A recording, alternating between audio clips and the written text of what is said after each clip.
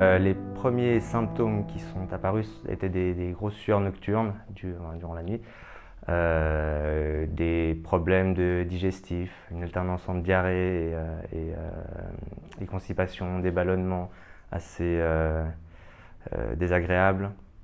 Alors j'avais aucune idée de ce que ça pouvait être, donc je me suis rendu chez mon médecin généraliste qui m'a fait une prise de sang et qui a détecté dans cette prise de sang un taux anormalement élevé de globules blancs.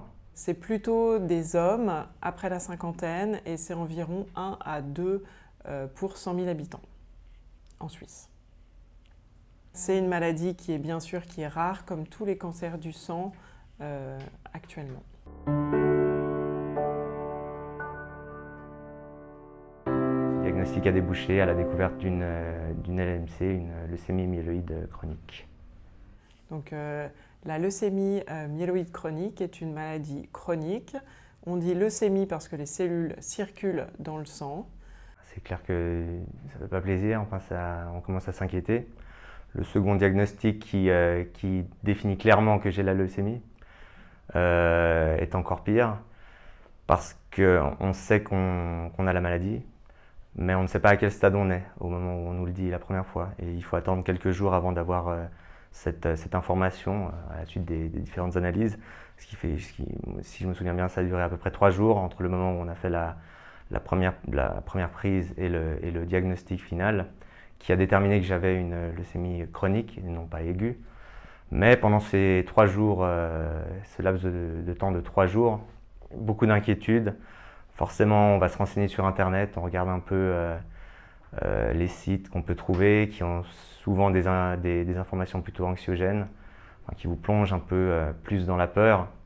Et c'est vrai que j'ai passé pas mal de temps pendant ces 3 jours à gamberger, et le point qui m'inquiétait le plus, c'était de ne pas pouvoir voir mon fils grandir.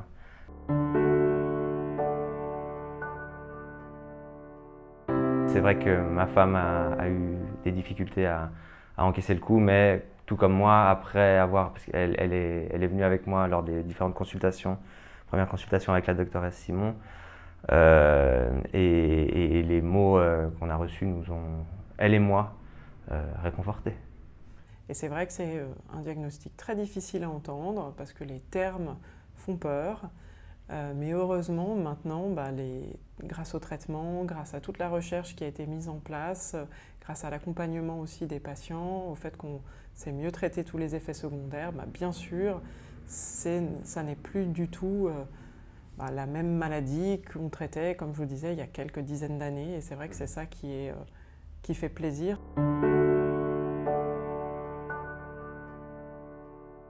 Pendant mes temps libres, j'aime jouer de la guitare. Je joue de la guitare depuis que j'ai 18 ans. J'aime beaucoup faire de vélo, que je pratique tous les jours. Je fais du snowboard en hiver, du roller en été.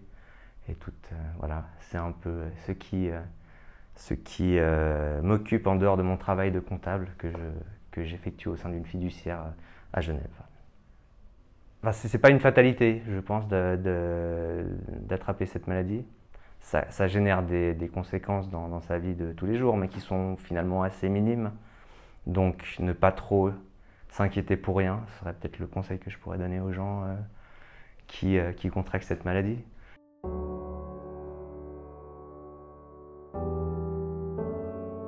N'attendez pas les premiers symptômes, informez-vous.